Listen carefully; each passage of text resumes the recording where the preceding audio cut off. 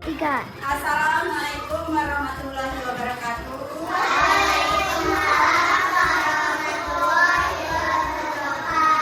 Selamat pagi anak-anak. Iya, gimana kabarnya hari ini? Alhamdulillah baik semua ya. Nah, hari ini kita akan membuat kesepakatan kelas buat kelas kita.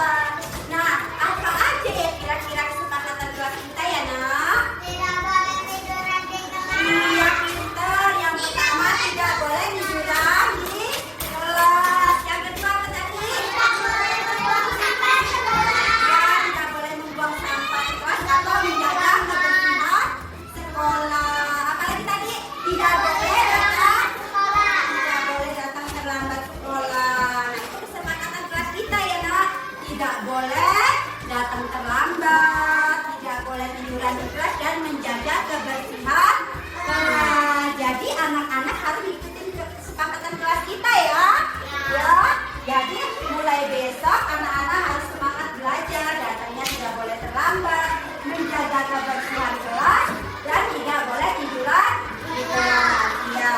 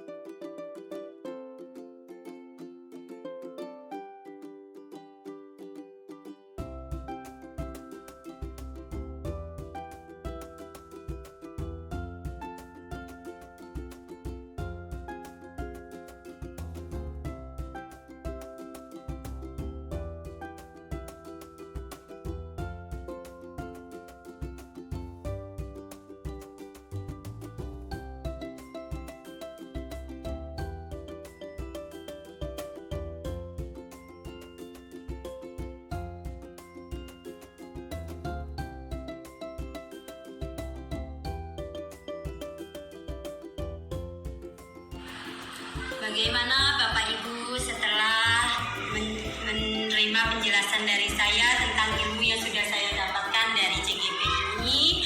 Tentunya Bapak Ibu dapat meresapi kesalahan-kesalahan yang sudah Bapak dan Ibu lakukan seperti saya.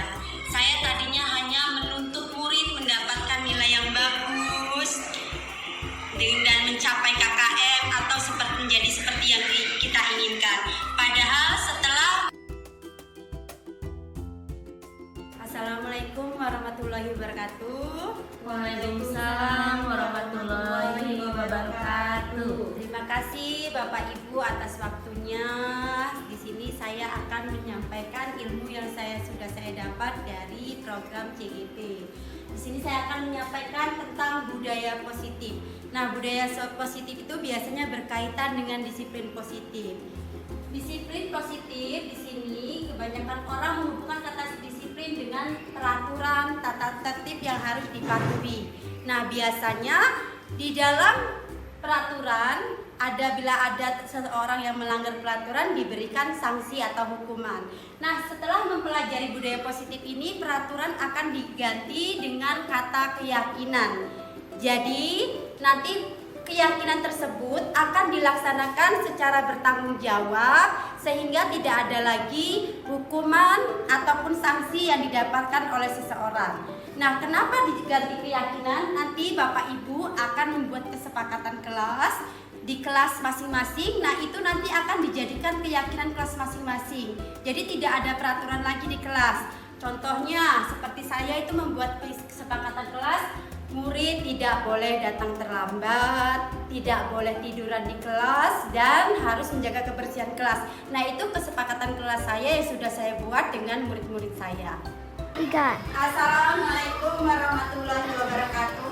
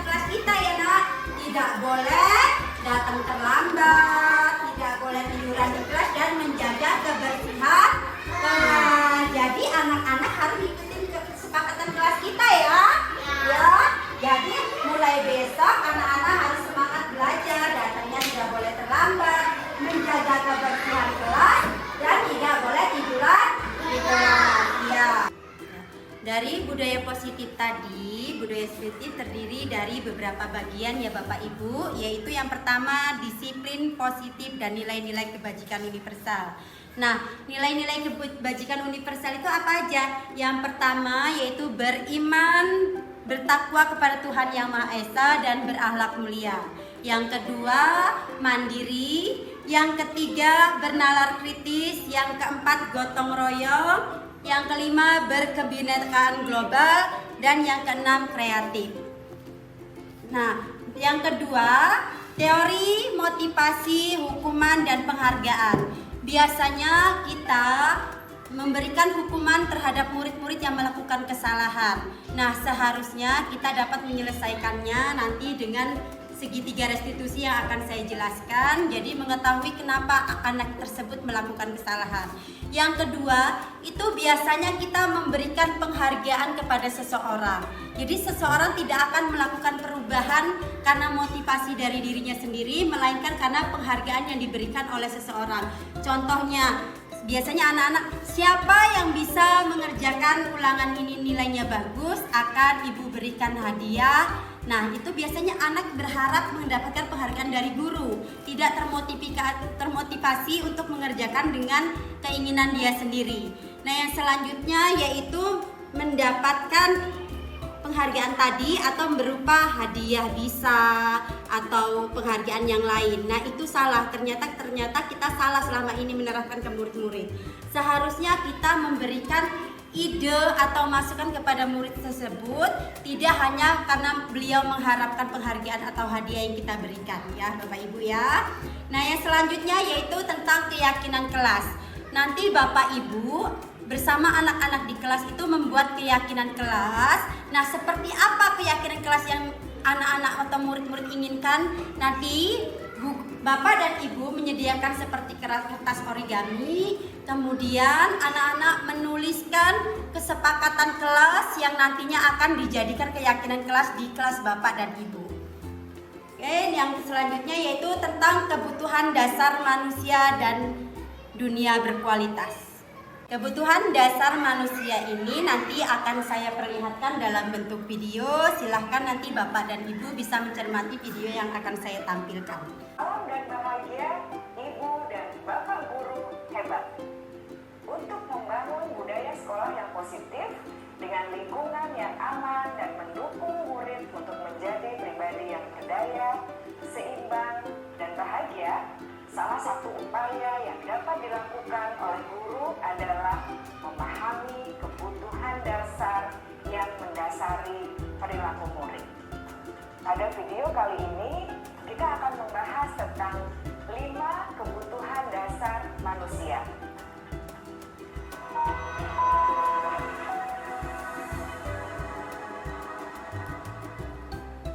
Ki Hajar Dewantara dalam salah satu kutipannya menyatakan, kita ambil contoh perbandingannya dengan hidup tumbuh-tumbuhan. Seorang petani dalam hakikatnya sama kewajibannya dengan seorang pendidik yang menanam padi saat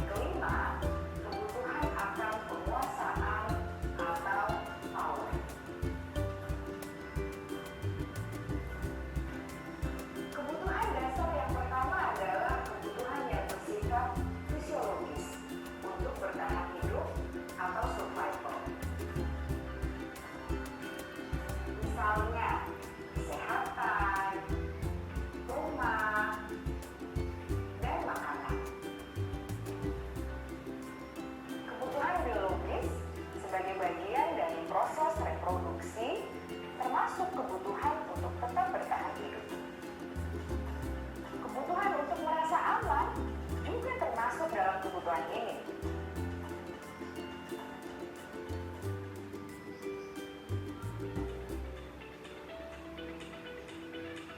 Agar murid dapat belajar dengan baik, kebutuhan mereka akan rasa aman, pangan, sandang, dan papan harus terpenuhi.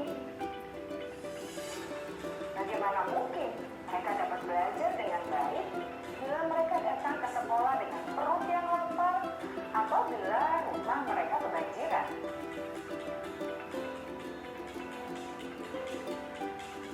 Setelah kita mengetahui kebutuhan pertama yang sebagian besar bersifat fisiologis, mari kita lihat kebutuhan kedua sampai kelima yang semuanya berhubungan dengan psikologis. Mari kita lihat kebutuhan yang kedua, yaitu kebutuhan akan perasaan diterima oleh kelompok atau komunitasnya, atau kebutuhan love and belonging. Kebutuhan ini meliputi keinginan untuk tetap terhubung dengan orang lain seperti teman, keluarga, teman kerja, dan kelompok di mana kita tergabung. Setiap murid ingin menjadi bagian yang berharga dari kelas dan juga sekolah. Mereka juga ingin diterima oleh orang lain dan kelompoknya. Bahkan, murid yang terlihat paling cuek pun jauh di dasar hatinya pasti ingin merasa diterima. Sebagai guru, seharusnya kita dapat menerima murid kita apa adanya, sesuai dengan kodratnya. Karena setiap murid adalah unik. Mereka memiliki kekuatannya masing-masing, sehingga guru seharusnya bisa menciptakan kesempatan untuk murid berkolaborasi dan memiliki ikatan emosi satu sama lain. Murid-murid yang memiliki kebutuhan yang besar untuk merasa diterima, biasanya mereka belajar karena suka pada gurunya, dan mereka juga suka bekerja dalam kelompok. Kebutuhan yang ketiga adalah kebutuhan akan kebebasan atau kebutuhan membuat pilihan. Murid harus diberi kesempatan untuk membuat pilihan dan bertanggung jawab atas pilihan yang mereka telah ambil. Memberi mereka kebebasan bukan berarti membiarkan mereka melakukan apa saja yang mereka mau, melainkan lebih memberi mereka kesempatan untuk membuat pilihan, menyuarakan pendapat mereka dengan percaya diri, dan memberi mereka kesempatan untuk mencoba hal-hal yang baru. Pembelajaran dengan metode yang beragam dan menarik juga akan memenuhi kebutuhan murid tentang kebebasan ini.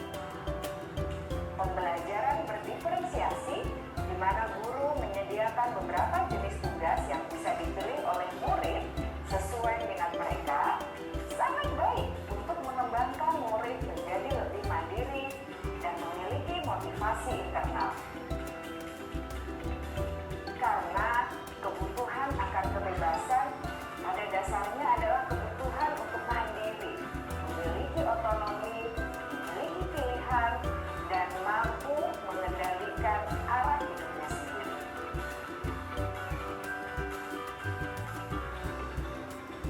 Kebutuhan yang keempat adalah kebutuhan akan kesenangan. Bayangkan Bapak Ibu, hidup tanpa rasa senang, betapa menyedihkannya. Glasser menghubungkan kebutuhan akan kesenangan dengan belajar. Jangan sepelekan kebutuhan murid untuk merasa senang di kelas. Sebagai guru, jangan ragu-ragu untuk dengan sengaja memasukkan kegiatan yang menyenangkan dalam kelas. Murid-murid dengan kebutuhan dasar kesenangan yang tinggi ingin menikmati apa yang mereka lakukan. Mereka juga konsentrasi tinggi saat mengerjakan hal-hal yang disenangi.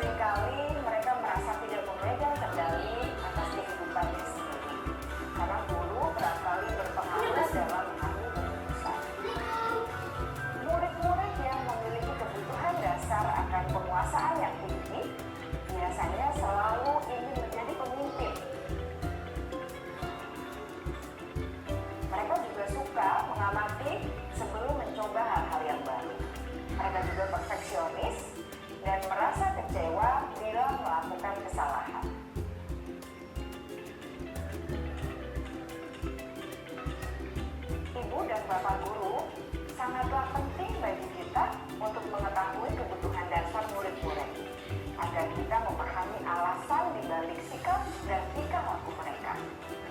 Bila murid berperilaku buruk atau melanggar peraturan, sehingga tindakannya tidak sesuai dengan nilai-nilai kebajikan, maka guru harus mencari tahu alasan yang mendasari tindakan tersebut dan kebutuhan apa yang belum terpenuhi. Melalui percakapan dengan guru dalam pendekatan disiplin positif, murid dapat diajak untuk bersikap reflektif dalam mengenali kebutuhan-kebutuhan yang berusaha mereka penuhi dan mendasari tindakan mereka. Jika guru mengabaikan perilaku buruk murid-murid, maka perilaku tersebut akan berpengaruh pada suasana kelas yang kurang kondusif dan akan berpengaruh pada tujuan dari pendidikan itu sendiri. Ibu, Bapak guru hebat, mari kita menjadi guru yang lebih baik dengan memahami kebutuhan dasar murid-murid kita dan senantiasa membimbing mereka untuk menjadi pribadi yang berdaya, seimbang, dan bahagia. Salam dan bahagia, Ibu dan Bapak guru hebat. Baiklah Bapak Ibu, setelah mencermati video yang saya tampilkan, apa kira-kira yang dapat Bapak Ibu cermati dari video yang sudah saya tampilkan tadi? Jadi nanti Bapak Ibu bisa memahami kebutuhan apa saja yang belum murid-murid itu terpenuhi, sehingga murid-murid itu menjadi malas, tidak semangat sekolah, dan tidak punya keinginan untuk maju. Nah, dari budaya positif tadi ada bagian tentang posisi kontrol. Nah, nanti sebelum Bapak Ibu menilai diri Bapak Ibu ada di posisi mana, saya akan menampilkan video yang mengenai 5 posisi kontrol. Nah, Bapak Ibu bisa menikmati video yang akan saya tampilkan. Bahagia Ibu dan Bapak guru hebat. Dalam penerapan disiplin positif restitusi, salah satu program yang dikembangkan adalah 5 posisi kontrol. 5 posisi kontrol dalam restitusi adalah proses perjalanan seorang pendidik agar dapat mengenali dirinya. Pada video kali ini, kita akan membahas tentang 5 posisi kontrol yang dikembangkan oleh Diane Gosson dan contoh penerapannya.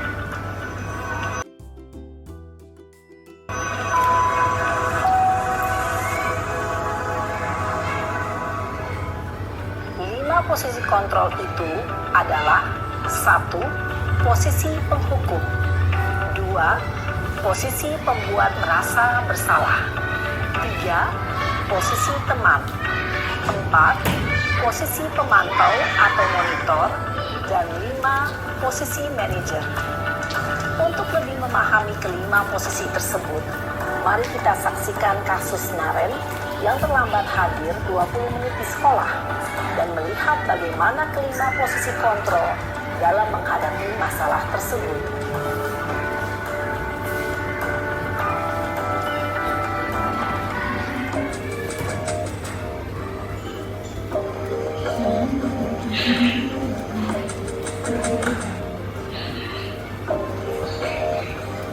Naren!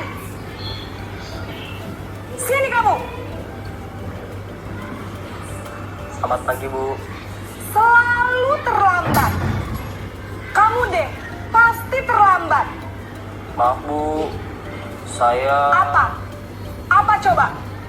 Alasan kamu apa lagi? Kapan sih kamu tidak terlambat? Malas sekali ya kamu jadi anak. Saya... Dasar pemalas. Gak kapok-kapok sih kamu. Sudah berapa kali terlambat? Sana, kamu keliling lapangan basket 2 kali. Kenapa saya harus keliling lapangan basket, Bu? Kenapa? Kamu mau lawan ibu? Berani-beraninya jawab. Sudah terlambat, masih berani jawab pula. Sekarang, keliling lapangan basket 5 kali sekalian. Biar kapok. Cepat, pergi sana ke lapangan basket. Posisi penghukum biasanya berbicara dengan nada tinggi, menghardik, menunjuk-nunjuk, menyakiti, dan menyindir. Hukuman bisa berupa fisik maupun psikis.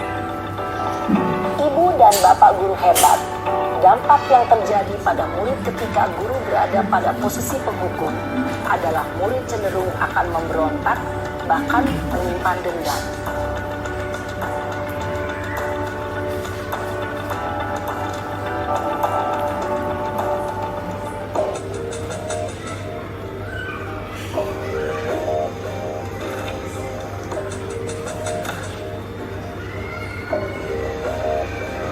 Naren!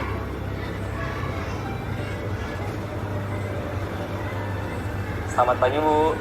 Naren, kamu kenapa terlambat lagi, nak? Ya Tuhan, Naren, kamu senang ya bikin ibu susah ya? Kalau kamu terlambat lagi, nanti ibu yang ditegur bapak kepala sekolah, nak. Disangka ibu tidak bisa membina kamu. Duh, gimana ini? Maaf, Bu. Duh, Gusti Naren, kamu suka ya kalau ibu ditegur bapak kepala sekolah? Terus, sekarang ibu harus tulis apa ini di buku absen? Ini kamu sudah sering terlambat loh. Ibu harus apa coba? Maaf, Bu. Maaf sekali. Ya sudah, lain kali jangan bikin ibu susah lagi ya, nak ya. Ibu tidak akan kuat lagi kalau kamu begini terus. Bisa jantungan kalau ibu ditegur bapak kepala sekolah. Sana cepat ke kelas. Maaf ya, Bu. Maaf sekali. Posisi pembuat rasa bersalah berbicara dengan nada tenang, cenderung lembut. Namun kata-kata yang diutarakan membuat murid merasa menjadi orang yang gagal. Memandang buruk dirinya sendiri, merasa tidak berharga, dan tidak sanggup membahagiakan orang lain. Ketika guru mengambil posisi pembuat rasa bersalah, murid akan menganggap dirinya yang bersalah dan ia akan menyimpan emosi negatif tersebut di dalam dirinya.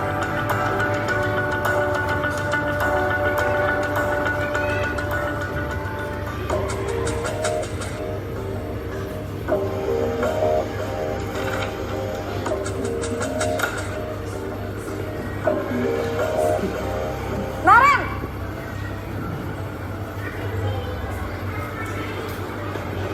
Selamat pagi, Bu. Wah, sudah jam berapa ini, nak? Terlambat lagi ya, sayang? Iya, Bu. Habis ibu saya lupa bangunkan saya, Bu. Kamu malah menyalahkan ibu kamu. Kamu bukannya anak yang larinya paling kencang. Kok terlambat sih? Iya, Bu. Saya memang terlambat bangun tadi. Jadi, biarpun saya lari kencang, tetap gak kekejar, Bu. Ya sudah sana. Nanti lain kali larinya lebih kencang lagi ya. Biar gak terlambat lagi. Bikin seneng ibu. Demi ibu. Bisa kan? Bisa lah, Bu. Ya sudah sana masuk kelas. Ibu beresin urusan absen kamu. Kamu ini ada-ada saja. Dalam posisi teman, guru berbicara dengan nada suara ramah, akrab, cenderung bersenda gurau untuk menjaga suasana tetap santai. Murid akan merasa senang, aman, dan akrab dengan guru. Identitas yang tercipta adalah identitas sukses atau berhasil. Namun, perlu diingat, karena ini masih dorongan eksternal, maka ada faktor ketergantungan dari murid kepada orang tertentu. Di sini guru absennya, sehingga di lain waktu murid bisa berperilaku baik, namun hanya kepada orang-orang tertentu saja.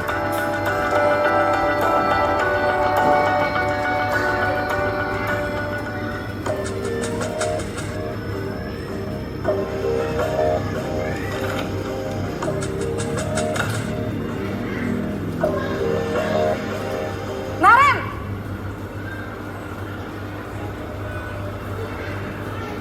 Selamat pagi, Bu. Naren, apa peraturan sekolah kita tentang jam berapa kita harus masuk sekolah, nak? Kita harus di sekolah jam 7, Bu. Iya, betul. Sekarang sudah jam 7.20. Naren sudah tahu konsekuensinya jika terlambat hadir. Paham, Bu. Saya harus tinggal kelas pas jam istirahat selama 20 menit. Iya benar, konsekuensinya demikian. Jadi nanti jam 9.30 pas istirahat, kamu harus tinggal di kelas, kerjakan tugas tambahan untuk ketertinggalan kamu, ya. Baik, Bu. Posisi pemantau mengandalkan penghitungan atau data untuk mengontrol murid. Guru mengarahkan murid berdasarkan peraturan dan konsekuensi. Seorang pemantau menunjukkan bahasa tubuh dan ekspresi wajah yang datar dan cenderung formal.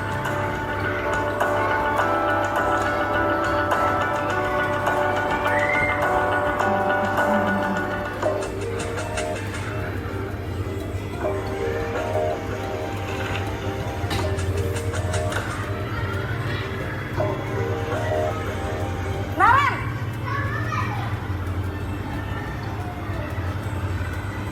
Selamat pagi, Bu. Selamat pagi, Naren. Maaf, Bu. Saya terlambat. Iya, sekolah masuknya jam 7, sekarang sudah jam 7.20. Jadi sekarang bagaimana ini, Naren? Maaf, Bu. Saya lupa setel alarm saya semalam. Baiklah, menurut kamu, keyakinan sekolah yang mana yang perlu kamu tingkatkan? Menghargai diri sendiri dan orang lain mungkin ya, Bu. Setuju. Jadi, apakah Naren meyakini prinsip saling menghormati tersebut? Iya, Bu. Saya meyakininya. Apakah Naren bersedia memperbaiki masalah keterlambatan ini? Bersedia, Bu. Bagaimana kamu akan perbaiki masalah keterlambatan ini? Saya akan coba untuk tidak lupa menyetel alarm saya, Bu. Baik, kalau Naren lupa menyetel alarm di rumah, ada orang yang kira-kira bisa bantu mengingatkan tidak? Ada, Bu. Kakak saya, Kak Emma. Ada lagi selain Kak Emma? Selain Kak Emma, ada ibu saya. Baik, jadi yang mengingatkan Naren adalah Kak Emma dan ibu kamu ya? Kira-kira akan mulai setel alarm kapan nih, Naren? Setelah pulang sekolah, akan segera saya lakukan. Baik, jadi Naren akan setel alarm untuk bangun besok pagi dan akan diingatkan oleh kakak dan ibunda Naren ya. Ada lagi yang mungkin perlu dilakukan, Naren? Agar tidak terlambat bangun lagi. Tidak ada, Bu. Baik, Naren. Terima kasih untuk kerjasama kamu. Sekarang kamu perlu kembali ke kelas untuk belajar. Baik, Bu. Terima kasih. Posisi manajer adalah posisi kontrol yang disarankan untuk membimbing murid memiliki sikap disiplin yang positif, yaitu murid yang mandiri, bertanggung jawab, dan dapat memecahkan masalah. Tujuan dari posisi ini adalah agar murid dapat berefleksi atas tindakannya. Guru akan dengan tulus memberikan pertanyaan-pertanyaan bermakna, sehingga membuat murid dapat belajar dari kesalahannya dan mencari sebuah solusi untuk menyelesaikannya.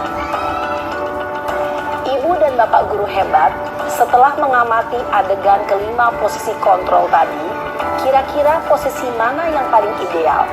Posisi mana yang dapat menunjang motivasi intrinsik murid? Ya, tentu posisi manajer. Posisi ini memang posisi ideal yang ingin dituju setiap pendidik. Pada posisi inilah, guru dapat menerapkan disiplin positif yang berpihak pada murid, yang memerdekakan murid. Perjalanan seorang pendidik tentunya tidak mudah untuk sampai pada posisi seorang manajer.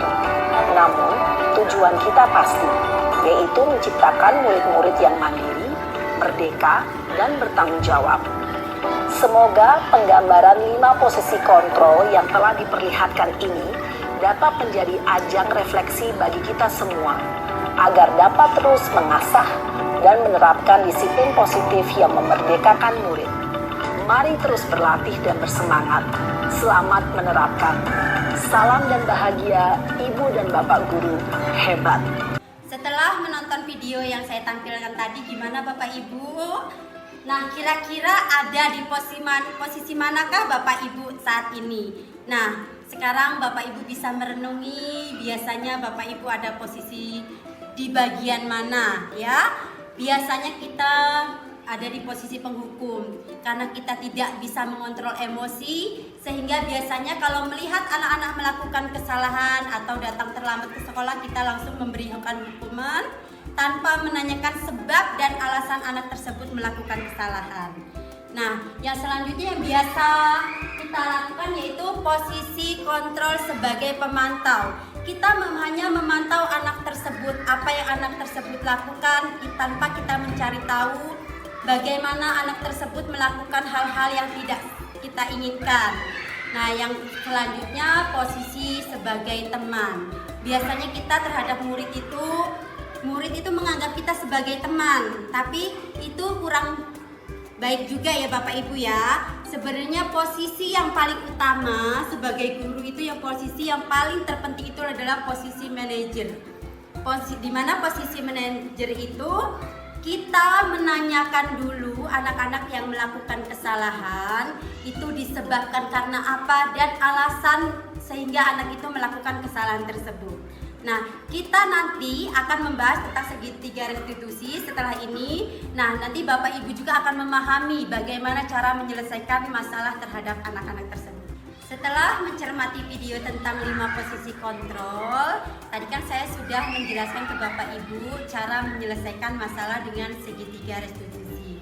Nanti akan saya tampilkan video tentang segitiga restitusi, penyelesaian masalah, dan mendapatkan solusi yang terbaik. Nah, selain itu juga saya akan menampilkan penyelesaian masalah di kelas saya dengan menggunakan segitiga restitusi tersebut. Salam dan bahagia Ibu dan Bapak guru hebat. Pada video kali ini kita akan membahas tentang salah satu program disiplin positif yang diterapkan di lingkungan sekolah yang dikenal dengan nama restitusi.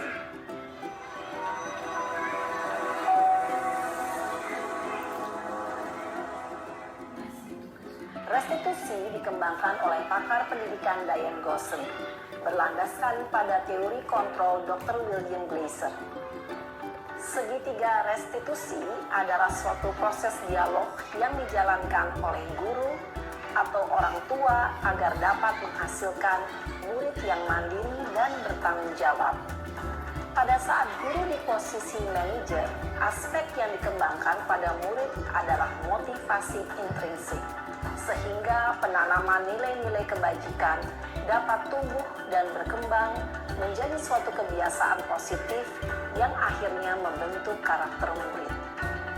Proses dialog ini terdiri dari 3 langkah yang digambarkan pada ketiga sisi pada segitiga restitusi. Sisi pertama adalah menstabilkan identitas. Sisi yang kedua adalah validasi tindakan yang salah. Dan sisi yang ketiga adalah menanyakan keyakinan. Ibu dan Bapak guru, berikut ini akan ditunjukkan bagaimana seorang guru berada dalam posisi manajer menggunakan penerapan segitiga restitusi.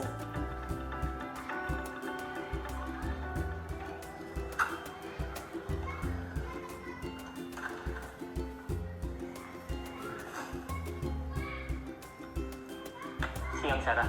Siang Pak. Sudah lama gak ketemu Sarah. Kenapa hari ini ada di sini? Kesel Pak, kesel banget. Masa aku dikatain tukang fitnah Pak? Ya aku marah lah. Aku balik ngatain Eka di depan kelas. Kesel banget. Oh begitu. Ya pasti kamu marah dan kesal. Bapak juga akan marah apabila ada yang menuduh Bapak seperti itu. Kemudian pada saat itu kamu mau melakukan apa? Ya saya langsung ngatain Eka lah Pak. Kesel banget. Saya bentak-bentak dia depan teman-teman lain. Oh begitu. Pasti kamu melakukan seperti itu karena suatu alasan tertentu bukan? Iyalah, masa saya diam saja Pak? Ya saya bela diri lah. Masa saya dituduh tukang fitnah? Ya wajarlah. Mempertahankan harga diri itu sesuatu yang penting buat kamu. Untung kamu tidak bertindak lebih gegabah lagi. Hanya membentak-bentak. Iya Pak. Untung saya masih bersabar dan hanya membentak saja. Sudah gemes padahal. Saya pasti bela diri lah. Ya pasti ya.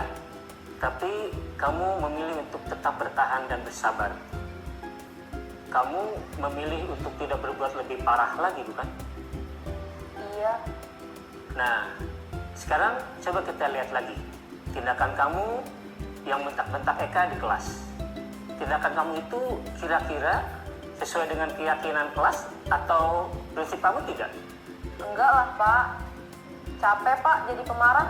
Jadi keyakinan atau prinsip mana yang kurang sesuai dengan keinginan kamu? Ya, saya sebenarnya sangat menghargai orang lain. Mungkin saat itu saya menjadi emosi, jadi tidak menunjukkan sikap itu. Kamu meyakini tidak? Menghargai orang lain itu penting buat kamu. Yakinlah, Pak. Iya, setuju. Kita harus saling menghargai. Namun, ada juga keyakinan yang kita sepakati yang perlu kita jalankan apabila kita sedang marah, bukan? Ya, saya bisa lebih proaktif, mulai dengan diri sendiri. Saya bisa jadi lebih bersabar, mengambil waktu jeda untuk berpikir mau apa selanjutnya. Kira-kira kamu bersedia memperbaiki masalah ini tidak? Bersedia, Pak. Kalau kamu memperbaiki masalah ini, kamu akan menjadi orang seperti apa? Saya akan menjadi orang yang bertanggung jawab kali ya, Pak. Dan senantiasa proaktif. Iya, menurut kamu bagaimana rasanya menjadi orang seperti itu? Ya nyaman lah, bangga bisa bersabar dan menahan diri. Baiklah kalau begitu. Yuk kita pikirkan bagaimana memperbaiki masalah ini.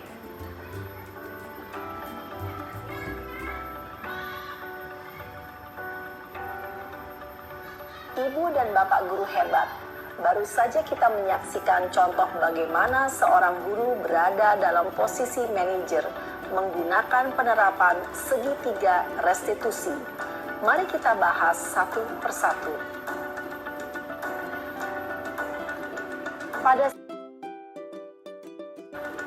Pada sisi pertama, menstabilkan identitas berdasarkan pada prinsip bahwa membuat kesalahan adalah bagian dari proses pembelajaran. Sisi pertama dari segitiga ini berperan menggeser identitas murid dari identitas gagal ke identitas sukses. Murid yang sedang bertingkah laku yang tidak pantas atau menarik diri saat itu sedang mengalami identitas gagal. Bila kita mengkritiknya, maka posisinya tidak akan berubah. Kita bisa mengajukan pernyataan-pernyataan ini. 1. Membuat kesalahan sesuatu yang wajar. 2. Manusia tidak ada yang sempurna. 3. Kita bisa memperbaiki masalah ini. 4. Saya tidak menanyakan kesalahannya. Saya lebih fokus bagaimana memperbaiki masalah ini. 5. Apakah saat ini kamu tengah menjadi orang yang baik untuk dirimu sendiri? Pada sisi kedua, validasi tindakan yang salah berlandaskan pada prinsip bahwa setiap perilaku berupaya memenuhi suatu kebutuhan tertentu. Guru yang telah memahami teori kontrol akan bergeser dari pemikiran stimulus respon menjadi proaktif dan mencoba untuk mengenali tujuan dari perilaku murid. Mengenali dan mengakui kebutuhan murid ini dapat memperbaiki hubungan dengan murid tersebut. Pernyataan atau pertanyaan bisa disampaikan dengan nada suara tidak menghakimi atau memojokkan, sehingga dapat mengembalikan murid pada posisi positif. 1. Kamu bisa saja bertindak lebih gegabah lagi dari ini. 2. Kamu bukan melakukannya tanpa suatu alasan tertentu. 3. Kamu melakukannya karena mempertahankan sesuatu yang penting bagimu. 4. Mungkin kamu bisa mempelajari suatu perilaku baru yang lebih efektif. Bersediakah kamu mempelajarinya? Selanjutnya, kita akan simak sisi terakhir, yaitu menanyakan keyakinan. Teori kontrol menyatakan bahwa pada dasarnya kita termotivasi secara intrinsik. Pada saat perilaku yang salah telah divalidasi dan identitas sukses telah stabil, maka murid telah siap mengaitkan keyakinan-keyakinannya dengan tindakannya yang salah dan pemikirannya telah bergeser ingin menjadi orang yang dituju. Pertanyaan-pertanyaan ini dapat mengaitkan keyakinan-keyakinan yang dianut murid. 1. Sebagai keluarga atau kelas, apa yang kita yakini? 2. Nilai-nilai apa yang telah kita sepakati? 3. Seperti apa gambaran sebuah kelas yang ideal bagi kamu? 4.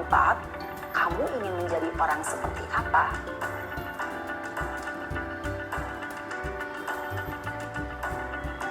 Dalam menerapkan segitiga restitusi, perlu diperhatikan beberapa hal, yaitu 1.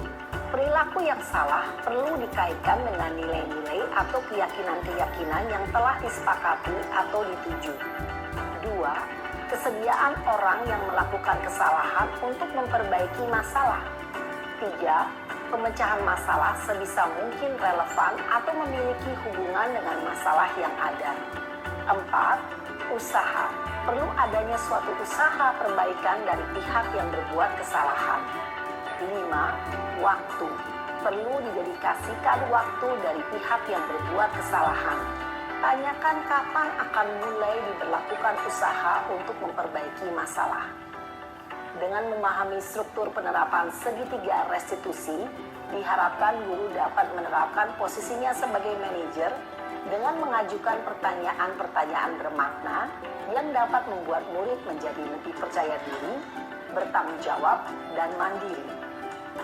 Nah, ibu bapak guru perlu tidaknya mengikuti ketiga tahapan dalam segitiga restitusi bergantung pada ringan beratnya suatu permasalahan. Misalnya, bila permasalahan tersebut ringan, maka tidak perlu dijalankan secara berurutan. Bahkan bisa semudah menanyakan, apa keyakinan yang kita sepakati? Dengan menjalankan segitiga restitusi, dengan mengajukan pertanyaan-pertanyaan bermakna, diharapkan murid menjadi lebih kuat secara pribadi, dapat membuka wawasan murid agar dapat menyelesaikan permasalahannya sendiri, semakin percaya diri, mandiri, dan merdeka. Salam dan bahagia, ibu bapak guru hebat. Bisma apa kabar? Baik, Bu. Nah, Bisma tahu kenapa ibu panggil ke sini? Tahu. Tahu. Kira-kira kenapa ya kok Bisma sampai ibu guru panggil ke sini? Kesalahan apa yang sudah Bisma lakukan tadi? Datang terlambat. Iya, Bisma datang terlambat, makanya Bu Asri panggil ke sini. Nah, menurut Bisma perbuatan Bisma itu salah atau benar? Salah. Nah, salahnya kenapa tadi? Karena Datang terlambat. iya, datang terlambat. Tidak apa-apa Bisma, kita berbuat salah itu manusiawi ya Nak. Nah, Bisma pasti punya alasan kenapa tadi datang terlambat. Kenapa kok bisa datang terlambat itu kenapa Bismanya? Bangunnya kesiangan. Nah, bangunnya kesiangan. Kenapa bangunnya kesiangan? Karena tadi nonton TV. Karena malamnya nonton TV ya, tidurnya sampai kemalaman ya Nak ya? Iya. Nah, Bisma masih ingat nggak dengan keyakinan kelas waktu pertama kita masuk? Kita kan buat keyakinan kelas tuh. Masih ingat nggak Bisma keyakinan kelas yang kita buat? Masih, Bu. Nah, coba sebutin salah satunya. Tidak boleh datang terlambat. Iya, pinter. Nah, kira-kira agar Bisma tidak terlambat, apa langkah yang bisa Bisma lakukan? Apa? Supaya Bisma tidak terlambat lagi. Tidak boleh tidur terlalu malam. Jadi kalau malam itu nonton TV itu tidak boleh sampai malam ya Nak ya. Biar bisa bangun pagi dan tidak terlambat ke sekolah. Nah, apakah Bisma bersedia memperbaikinya? Iya. Gimana cara memperbaikinya? Bangun pagi, tidurnya tidak boleh terlalu malam. Jadi supaya datang ke sekolah tidak terlambat. Ya, besok jangan diulangin lagi ya. Ya. Gibran apa kabar? Ya. Gibran tahu kenapa ibu panggil ke sini? Tahu. Gibran nggak tahu kenapa ibu panggil ke sini ya. Nah, kira-kira kenapa ya kok Gibran ibu panggil ke sini? Kemarin kira-kira Gibran ngapain di kelas? Iya, selain tiduran, ngapain lagi kemarin Gibran?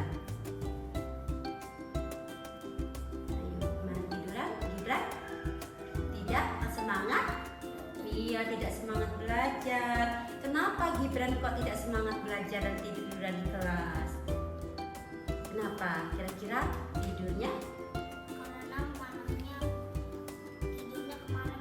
Iya, tidurnya kemalaman. Kenapa kok tidurnya kemalaman? Main HP. Iya, main HP. Terus kalau mainan HP tidurnya kemalaman, kira-kira paginya itu bangunnya susah nggak? Susah. Nah, karena susah dibangunin, terus kira-kira ibunya marah tidak sama Gibran? Iya, jadi nah kalau Gibran terus seperti itu, kira-kira Gibran salah apa benar? Salah. Nah, kalau Gibran salah, kira-kira Gibran tahu Gibran harus apa?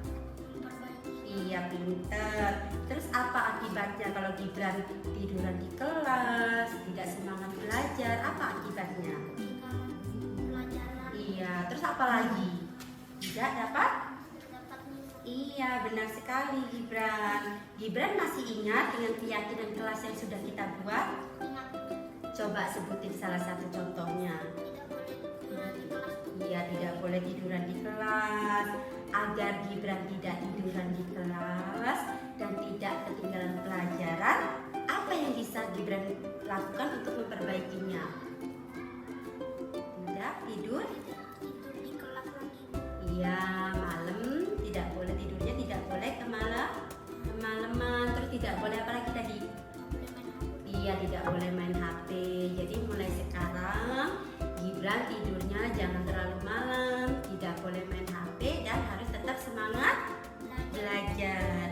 Bagaimana Bapak Ibu setelah menyaksikan video dari yang saya tampilkan tadi dan cara saya menyelesaikan masalah di kelas?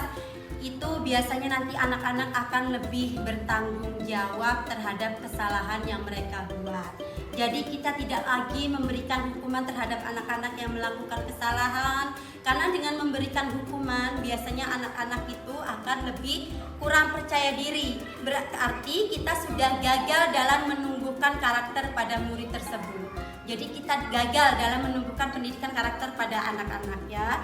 Jadi kita dapat menyelesaikan masalah dengan segitiga restitusi. Anak akan lebih nyaman, lebih bertanggung jawab dan tidak akan merasa takut karena sudah melakukan kesalahan.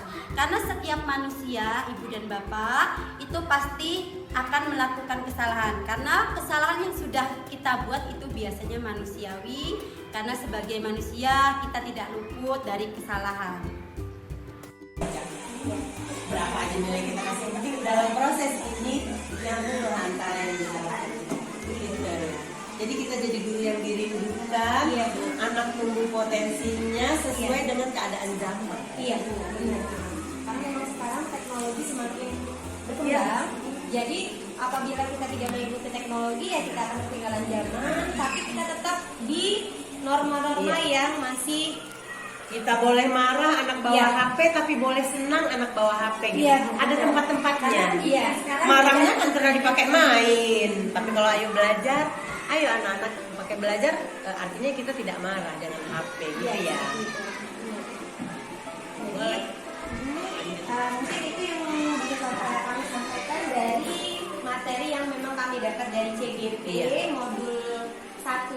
Baru modul 1. Baru modul 1 ini baru akan berjalan ke modul 2. Kami bisa kasih gambaran lebih lagi kalau kami sudah belajar dan ilmunya lebih banyak lagi. Nah, terus memang ini ada lagi kemungkinan kami akan ada pendampingan ya. Nah, pendampingan itu tentang visi sekolah dan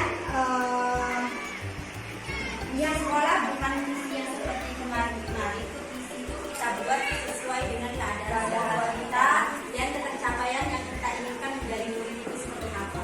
Nah, itu memang ada PP kami yang akan datang mengambil pengajar praktek kami. Saya Bu Tiara, kalau Bu Asri, Bu Yunita dari SMA. Kalau saya dari SMP 14 itu nanti akan berkunjung dan memang akan ada sosialisasi tentang visi dan akan ada pertanyaan pematik-pematik yang memang menggali ibu dengan guru yang memang ini visi sekolah kita itu seperti apa. Jadi nanti memang ini belum ada jadwalnya, nanti akan gimana masih belajar terus seharusnya jadwalnya tanggal 2 besok, Jumat besok kita akan terus pendidikan juga tidak selesai. Jadi mungkin hanya itu yang bisa kami sampaikan.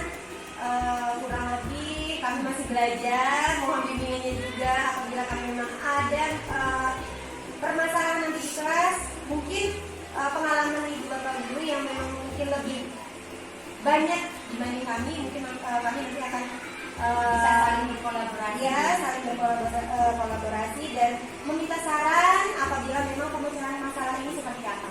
Begitu. Akhirnya, wassalamualaikum warahmatullahi wabarakatuh. Alhamdulillah, mudah-mudahan semangat semuanya memberikan perubahan yang positif ya di sekolah kita. Kami dan kita ini bisa mewujudkan apa yang sudah diterima dari pendidikan CGP itu, sehingga perubahan positif itu akan berimbas kepada prestasi anak kita di sekolah, karena kita berusaha menjadi lebih baik daripada hari ini. Karena pendidikan sekarang beda sama zaman dulu. Iya, Perubahannya karena anak SMP, SMA aja masih bertanya, masa nggak sih? Iya Bu, kita dapat tantangan. Saya udah ngalamin. Nggak bisa langsung itu. Saya sudah ngalamin itu. Makanya dulu sering saya ada karya-karya yang saya buka di forum gitu ya, di seminar meningkatkan prestasi belajar matematika dengan bermain. Itu jago di SMA itu diajarkan sampai tekan-tekan itu sambil marah, sudah dituntut nggak bisa ibu sambil main-main. Bagaimana pembelajaran ini mau baik? Itu tantangan hidup bagi kita, tantangan pembelajaran bagi kita. Jadi kita nanti menujunya ke sana. Banyak solusinya. Itu sebenarnya sudah ada di lingkungan kita. Sebetulnya mungkin dibandingkan potensi yang ada di di teman-teman ini lebih bagus sebetulnya. Nah, tinggal kita belum kita kelompokkan, kita gali, saling isi. Iya, betul. Justru yang berpengalaman lama itu sudah punya pengalaman yang bisa kita ambil. Iya, benar. Karena mungkin kayak kami kan baru hanya beberapa tahun ibaratnya. Setelah menerima penjelasan dari saya tentang ilmu yang sudah saya dapatkan dari CGP ini, tentunya Bapak Ibu dapat meresapi kesalahan-kesalahan yang sudah Bapak dan Ibu lakukan seperti saya. Saya tadinya hanya menuntut murid mendapatkan nilai yang bagus dan mencapai KKM atau menjadi seperti yang kita inginkan. Padahal setelah mencermati dari filosofi pemikiran Ki Hajar Dewantara, kita seharusnya menuntun kita menjadi among, menuntun anak, mengembangkan potensi dan bakat yang mereka miliki, bukan menjadi apa yang seperti kita inginkan. Nah, apalagi dari 5 posisi kontrol tadi, mungkin selama ini kita ada di posisi yang salah. Mari bersama-sama kita ke depannya bisa memperbaikinya dengan menjadi posisi sebagai manajer. Dan mungkin itu saja penjelasan dari saya. Saya ucapkan terima kasih kepada Ibu Kepala Sekolah, Bu Andasia Malia, dan kepada rekan-rekan guru, Bapak Ibu semua, saya ucapkan terima kasih. Mungkin ini ilmu yang saat ini bisa saya sampaikan. Saya ucapkan terima kasih. Wabillahi taufiq wal hidayah. Wassalamualaikum warahmatullahi wabarakatuh. Waalaikumsalam warahmatullahi wabarakatuh. Berapa aja nilai kita kasih, penting dalam proses ini nyambung antara yang diharapkan. Jadi kita jadi guru yang dirindukan, anak tumbuh potensinya sesuai dengan keadaan zaman. Iya, benar. Karena memang sekarang teknologi semakin berkembang. Jadi apabila kita tidak mengikuti teknologi, ya kita akan ketinggalan zaman. Tapi kita tetap di norma-norma yang masih. Kita boleh marah anak bawa HP, tapi boleh senang anak bawa HP gitu. Ada tempat-tempatnya. Marahnya kan karena dipakai main. Tapi kalau ayo belajar, ayo anak-anak pakai belajar, artinya kita tidak marah dengan HP gitu ya. Boleh.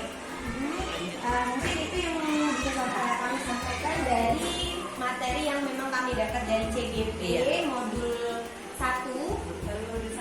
Baru modul 1 ini baru akan berjalan ke modul 2. Kami bisa kasih gambaran lebih lagi kalau kami sudah belajar dan ilmunya lebih banyak lagi. Nah, terus memang ini ada lagi kemungkinan kami akan ada pendampingan ya. Nah, pendampingan itu tentang visi sekolah dan Ya, sekolah bukan visi yang seperti kemarin-kemarin. Itu visi itu kita buat sesuai dengan keadaan kita dan